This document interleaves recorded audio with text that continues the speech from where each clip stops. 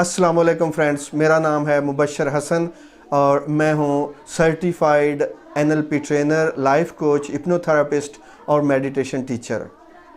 जिस तरीके से हमारे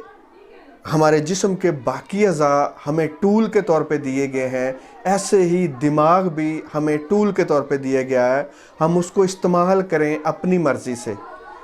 जैसे हम अपने हाथों का इस्तेमाल करते हैं अपनी मर्ज़ी से,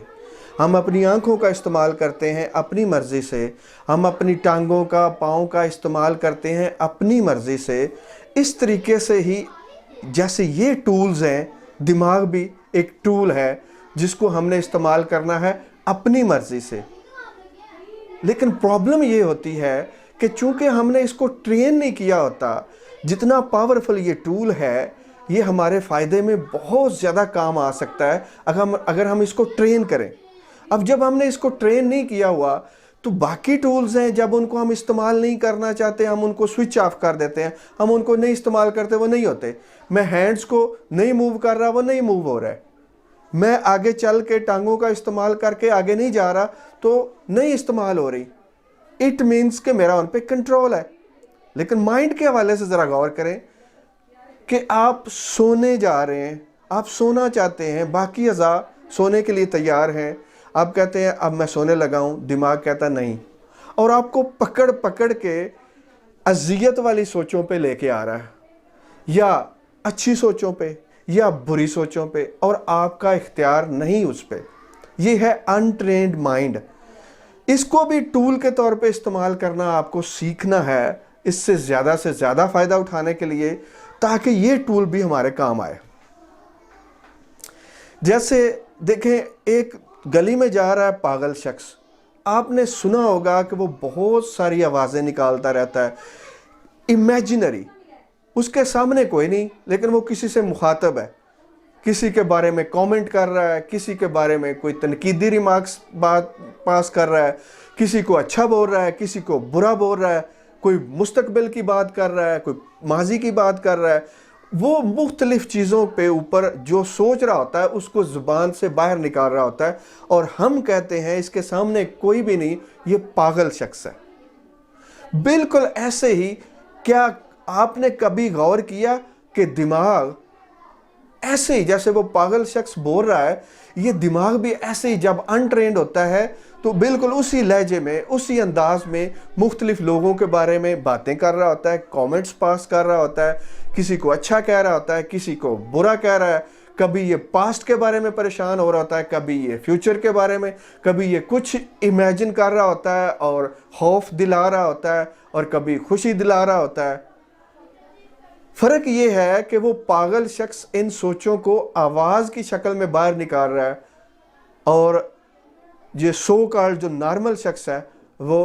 दिमाग के अंदर ही उसी तरह की सोचें चला रहा है। ये भी ख़तरनाक रुझान है, जब तक हम इसको कंट्रोल नहीं करते ये हमारे नुकसान में है। इकहार टोले अपनी बुक अ न्यू अर्थ में एक बहुत खूबसूरत कहानी पेश करते हैं डक्स की,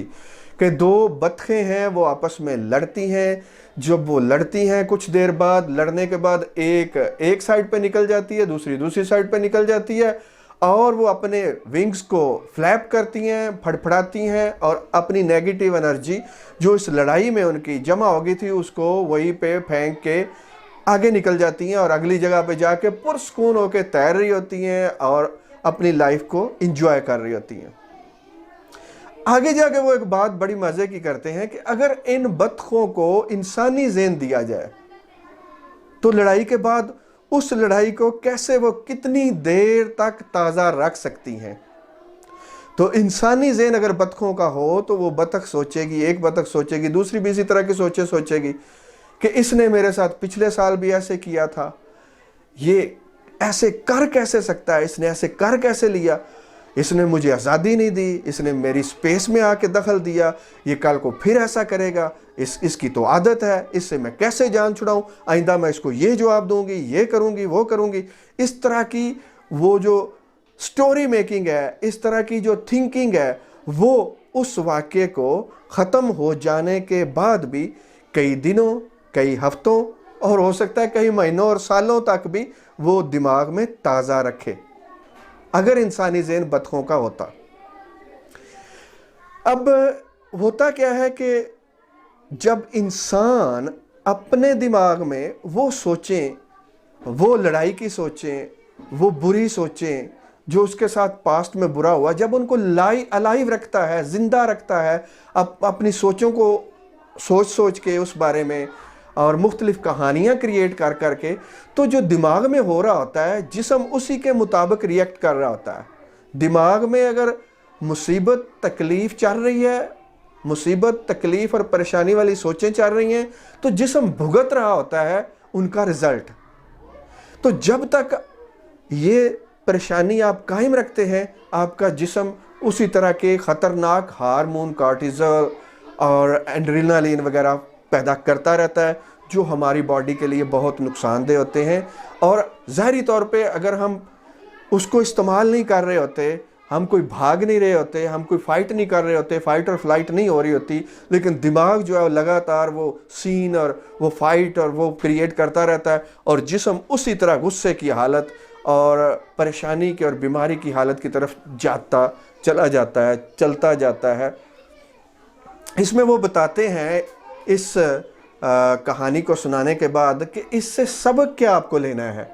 سبق یہ لینا ہے کہ جب بھی آپ کی فائٹ ہو، جب بھی آپ کی کسی کے ساتھ بحث ہو، کوئی مسئلہ ہو، آپ نے اسی جگہ پہ اس نیگیٹو انرجی کو اپنے پر پھڑپھڑانے ہیں۔ مطلب یہ ہے کہ آپ نے اس کو اسی جگہ پہ پھینک آنا ہے اور اس کو دماغ میں کیری نہیں کرنا، اس کو ساتھ لے کے نہیں چلنا۔